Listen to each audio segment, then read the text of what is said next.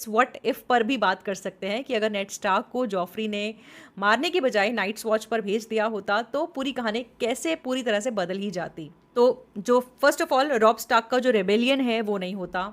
नेड की डेथ के बाद रॉब ने वॉर शुरू कर दी थी एज अ रिवेंज।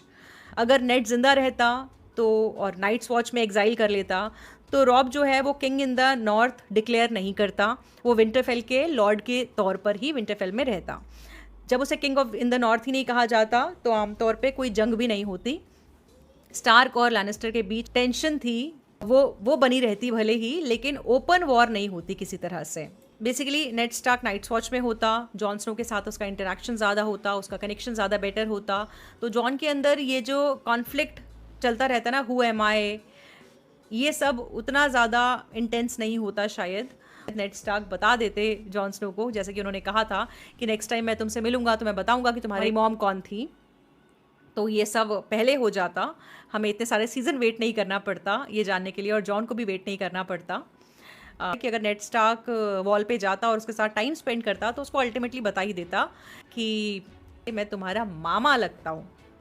अच्छा, जो सैंसा स्टार्क की कहानी है वो भी चेंज हो जाती पूरी तरह से। नेड की डेथ के बाद सैंसा किंग्स लैंडिंग में काफ़ी वल्नरेबल हो गई थी। अगर नेड जिंदा होता तो सैंसा का जो उसको जो एक तरह से पॉलिटिकल हथियार बनाकर रखा गया था वो नहीं होता। शायद वो वेल या फिर नॉर्थ में भेज दी जाती और रैमजी से टॉर्चर नहीं होती। तो सैंसा की कहानी कितनी अलग होती अगर उसके फादर जिंदा होते। What do you think about it?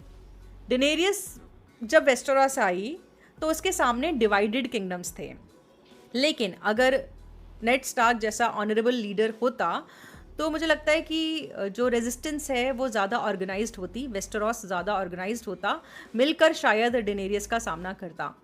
ऐसे में जॉन स्नो और डैनी का जो अलायंस है और जो कॉन्फ्लिक्ट है वो और भी ज़्यादा कॉम्प्लेक्स हो जाता।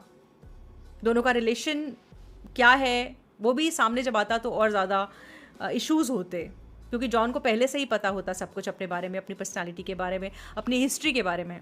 तो व्हाट डू यू थिंक, अगर नेड स्टार्क होता तो क्या वो डेनेरियस को सपोर्ट करता या फिर वो उसे अपोज करता? लिटिल फिंगर और वेरिस जैसे जो मास्टरमाइंड हैं उनका डाउनफॉल भी शायद जल्दी होता।